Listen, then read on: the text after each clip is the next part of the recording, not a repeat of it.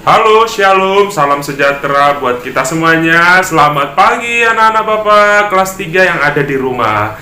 Hari ini kita akan memasuki pembelajaran yang keempat, tema 6 sumber energi.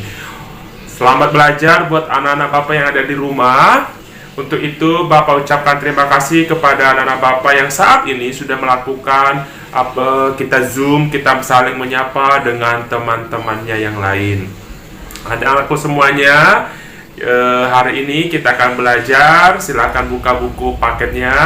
Setelah ini akan Bapak berikan tugas. Di akhir video pembelajaran akan ada tugas. Silakan kerjakan tugasmu dengan baik.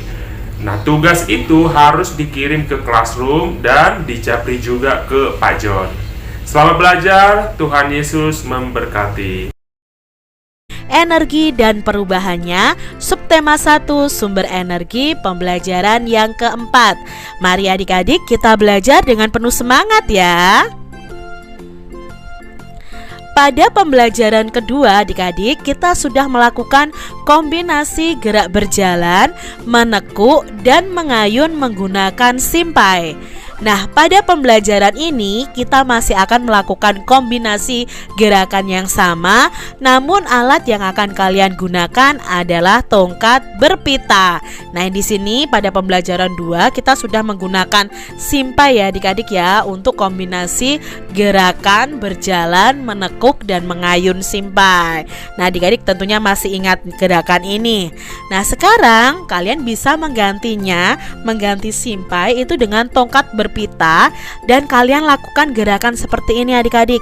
Pegang pita ya, lalu pegang pitanya itu di tangan kanan, lalu kaki kiri melangkah, lalu pita itu kita buat seperti membentuk lingkaran begitu adik-adik ya.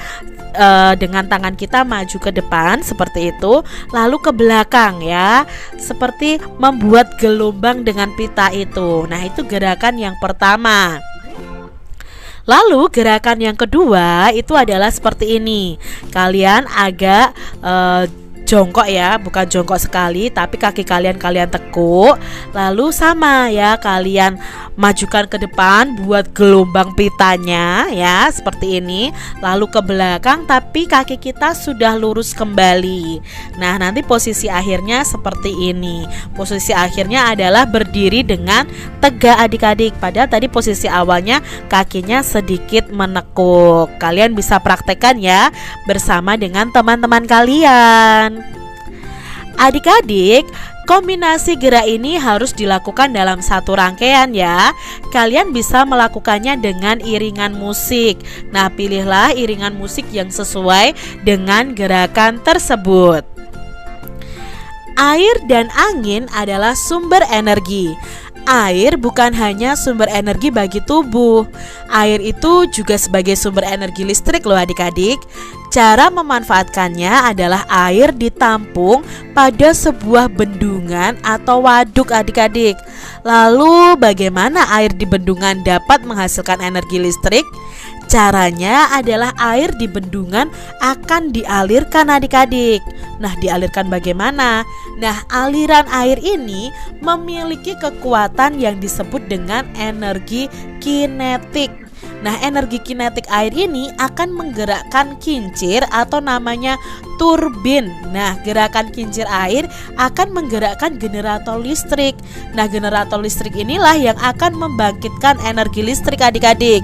Bendungan atau waduk yang dimanfaatkan untuk menghasilkan energi listrik disebut dengan pembangkit listrik tenaga air atau disingkat PLTA.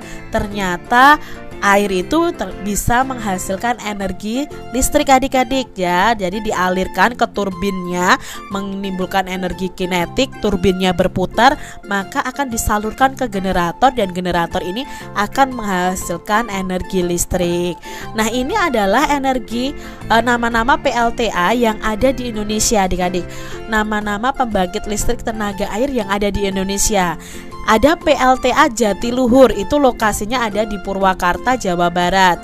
Lalu ada PLTA Maninjau, itu di Agam, Sumatera Barat. Ada PLTA Karangkates, itu di Malang, Jawa Timur. Lalu ada PLTA Sigura-gura, itu ada di Simorea, Sumatera Utara. Ada PLTA Musi, itu di Kapahiang, Bengkulu. Lalu ada PLTA Gajah Mungkur, itu di Wonogiri, Jawa Tengah. Nah, ini adalah PLTA Sigura-gura adik-adik. Nah, ini bendungannya di sini adik-adik ya. Bendungannya di sini, lalu airnya akan dialirkan ke sini. Nah, nanti di sini akan ada turbin adik-adik ya. Akan ada kincir airnya yang bergerak memutar dan akan disalurkan ke generator, dan generator itulah yang akan menghasilkan energi listrik. Nah, ini PLTA di Musi adik-adik ya tadi ya.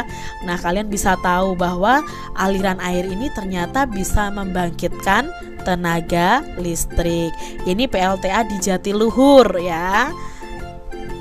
Nah, adik-adik, sumber energi lainnya adalah udara. Di dalam udara itu terdapat oksigen yang kita hirup. Nah, oksigen itu penting bagi kelangsungan hidup manusia. Manusia itu bernafas menghirup oksigen. Udara bukan hanya sebagai sumber energi bagi tubuh. Ternyata udara itu juga bisa dimanfaatkan sebagai energi listrik loh. Udara yang bergerak itu disebut bayu atau angin. Di sini bayu itu bukan nama orang ya, tapi itu adalah istilah untuk udara yang bergerak. Jadi udara yang bergerak itu namanya bayu atau angin. Nah, adik-adik, udara ini ternyata juga bisa menghasilkan energi listrik seperti air tadi. Nah, inilah adik-adik, bayu atau angin ini juga memiliki energi kinetik seperti air tadi. Energi kinetik inilah yang dapat menggerakkan kincir ini adik-adik. Kincir angin dapat menggerakkan generator listrik, dan generator listrik ini akan membangkitkan energi listrik. Nah, pembangkit listrik tenaga bayu atau tenaga angin ini disingkat PLTB, yang terbesar itu di Indonesia terdapat di Sidrap, Sulawesi Selatan. Nah, ini di Sulawesi Selatan adik-adik, pembangkit listrik tenaga bayu atau tenaga angin adik-adik. Nah, ini ya kincir anginnya nanti akan bergerak karena tertiup angin. Lalu ini akan berputar kincirnya.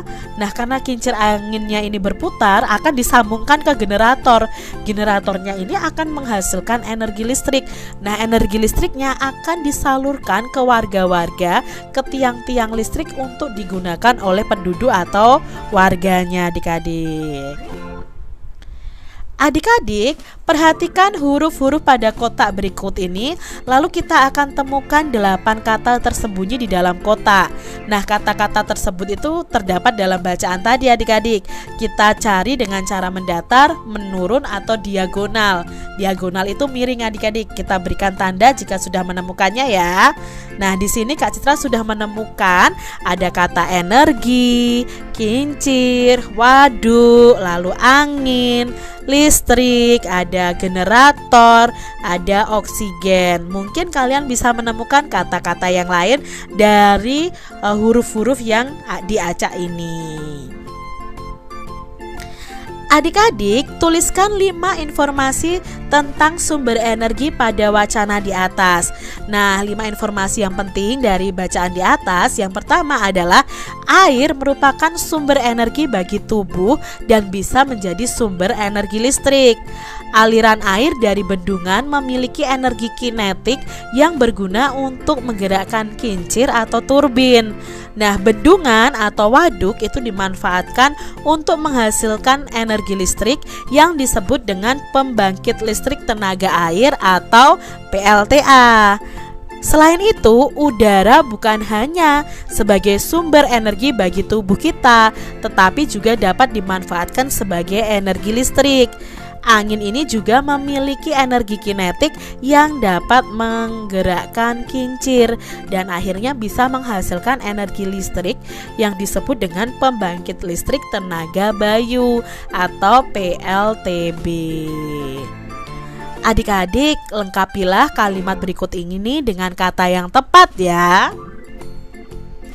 Di sini ada 5 isian yang akan kita lengkapi jawabannya adik-adik.